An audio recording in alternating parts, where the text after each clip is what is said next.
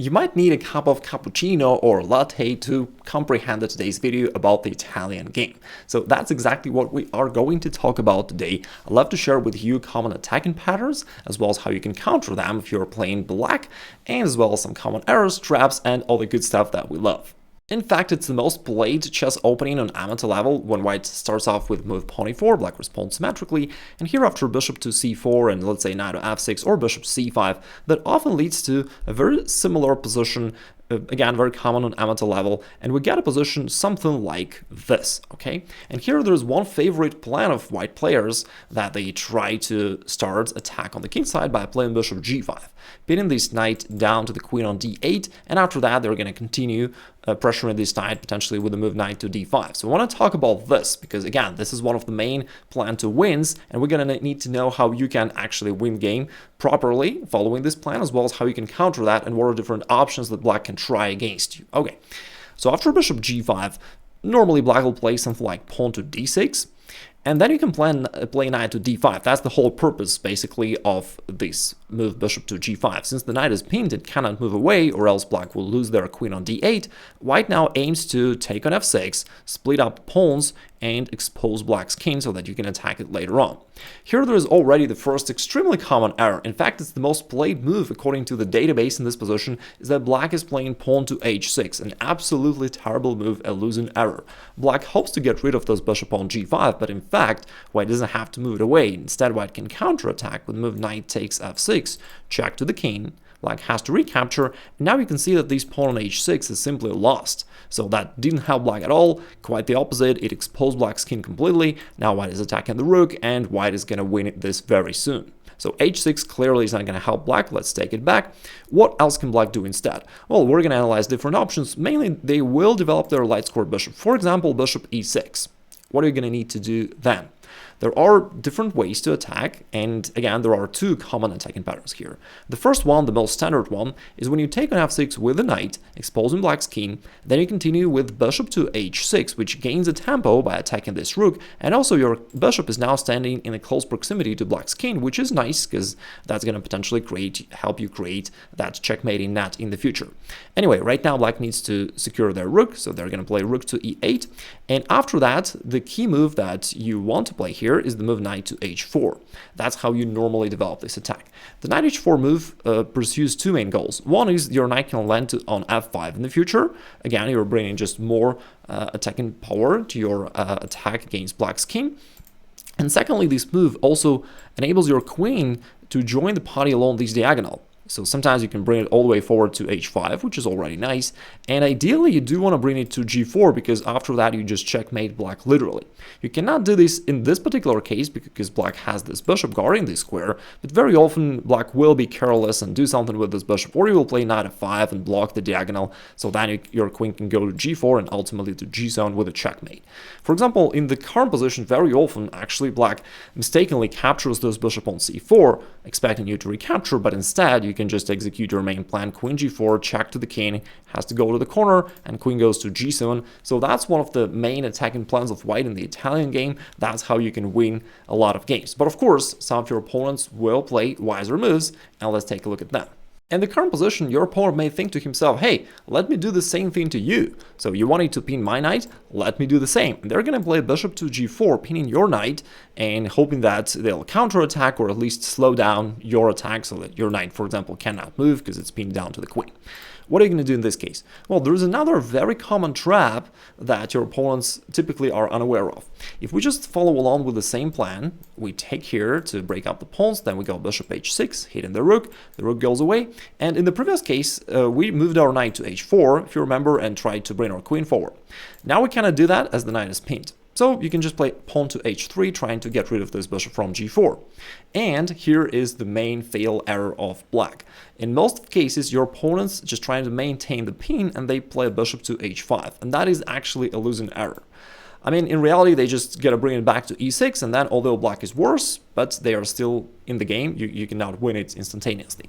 So bishop e6 is the way to go, but bishop h5 is what most of your opponents play, hoping that maintaining the pin is a good idea, but they don't know that after g4, you are completely capturing this bishop on g6. So the first good thing is that this bishop is completely locked. As you can see, it cannot go. It just can't go here, can't go here, and there's just no way for black anywhere in this game to reposition it to any better square. So it just can't go back as well, it can't go forward. So it really is going to stand still there for the rest of the game, which is extremely good for you because essentially your opponent is playing without a piece. But to make things worse for black, you can continue your attack and capture the bishop simultaneously. So what you can do is playing pawn h4, and your idea is to play pawn h5 and just capture the bishop. And there is nothing black can do to stop that. So after virtually any moves of black, you're going to play pawn h5, capture on g6, and then you continue attacking black on the king side, but you are also up material, you're winning the bishop, plus you're activating your rook along the h-file, and you are going to certainly win this game. So that's how you easily beat black, who are playing similarly natural moves. Okay, so far we were talking about the first and main attacking pattern of white, where you take this knight on f6 with your knight, destroying black's pawn shield that way. But there is also the second attacking pattern that most players are completely unaware of, which in fact often is even stronger and leads to an immediate victory. And by the way, on a side note, you can see that very often your opponents are going to play this move bishop g4 against you, not only in the Italian game, but in many other openings just as well. So if you're curious, I've got another video where I share with you a couple of very practical steps of how we can refute that idea, okay, in different openings. Again, it's extremely useful. I would definitely recommend that you check it out later. But for now, let's come back to the current Italian game and let me show you the second attacking pattern. It starts with the similarly mysterious move queen to d2. And what you're doing here with this move is that you're setting this kind of trap, or I'm not really even sure how to say the right way, because it's not really a trap, because you're going to execute it anyway, whatever black does. But your queen is standing here in an ambush, and you're going to bring it all the way forward to h6 after this trade on f6. So that is your plan, and there is nothing really that black can oppose to it. So again, after virtually any move of black, let's say they want to capture your knight on f3, you don't even need to react. You can just continue with your plan because it just brings you a win within a couple moves. So first you take it with the bishop, so that's the difference. This time we don't take it with the knight, we take it with the bishop because we want to clear this path. So that also attacks this queen on d8. So black is going to recapture, and now here's our key attacking move. We bring our queen all the way forward to h6. And from here, we're going to play knight takes f6, and black is done. So that's how the second attacking pattern, as I mentioned, often is even simpler. You know, you just literally win within a few moves, and most players are completely unaware of it. So hopefully that you're going to win a lot of games with it. So again, black is going to do something. Let's say they're going to move their bishop away from danger or whatever, and then you just take it, knight takes f6. This is check to the king has to move. I mean, black may give up their queen, but then you just recapture and with an extra queen and you continue your attack, so that's going to be winning. Or if black moves their king away, then just queen takes h7 is a clear checkmate. Now let me cover another situation that happens extremely often. It is when your opponent plays pawn to h6 trying to drive your bishop away. And I know some of you may be wondering, Igor, but what if he plays pawn h6 before I bring my bishop out? Well, in that case, I've got another video where I cover the main attacking plan in that case. You may check that out later, but for now, let's focus on this position because, again, it's very common. You are certainly going to play it many times. So if black goes pawn h6, we just bring the bishop back to h4, black continues with pawn to d6, and normally it is actually better for black to play pawn h6 in this case because they have this extra option of pushing your bishop away with the move pawn to g5 if they're really annoyed by this pin. But we still continue with our plan. We go knight to d5. So far, everything's pretty much the same. We're exploiting the pin. We're going to trade on f6 and open up black's king position. But black's idea was to play pawn g5, right? Kicking our bishop all the way back to g3.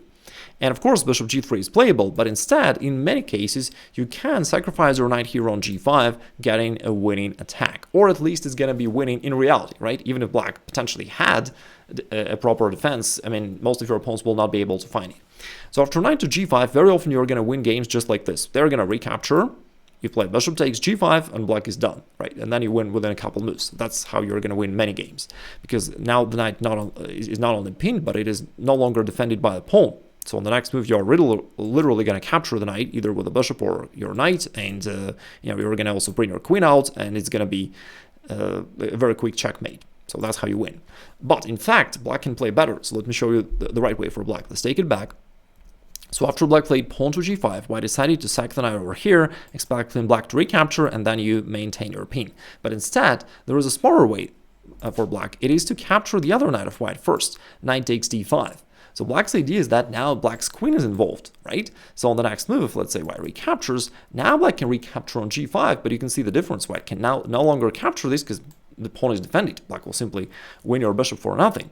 So that's how black should play this, and that's, by the way, how you may play this if you're playing black in this position, okay? So, but in this case, there is still a way for white to continue his attack. It's a spectacular move, queen to h5. It's quite a brilliant idea. So we're bringing our queen forward, closer to the king. We're also attacking this pawn on g5 twice currently, so we're going to take it with the bishop. But of course, what if he simply captures the bishop? Well, in that case, at the very least, you've got a draw by playing queen to g6. Quite a spectacular perpetual check here. The pawn is pinned, it cannot move, so it cannot capture your queen, thus the king has to move. And here at the very least, you've got this perpetual check, so you can just keep delivering checks, and that's going to be a draw. In addition to that, I would recommend that you try one more attacking idea. You can try playing pawn to g3, aiming to open up this g file. And surprisingly, lots of black players are unable to find the right move here for black.